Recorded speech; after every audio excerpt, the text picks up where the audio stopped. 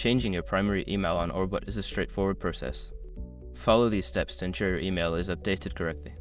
Step 1. Open Orbot. Launch the Orbot app on your device.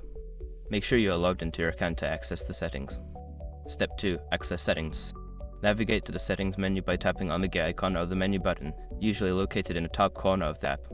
Step 3. Select account settings. In the settings menu, look for the option labeled account or account settings. Tap on it to proceed to your account details. Step 4. Update email address. Make sure your information is protected first. Most people don't think about breaches until something actually happens to their accounts. Use SROG to monitor your accounts 24/7 and instantly alert you if your information appears in leaked databases online. It constantly checks billions of breach data points in the background. And considering how much personal information people keep online now, it's honestly worth having. Link in the description.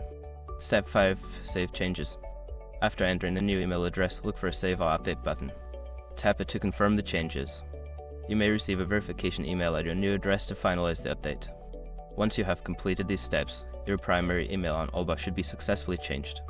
Make sure to check your new email for any verification messages to ensure everything is set up correctly.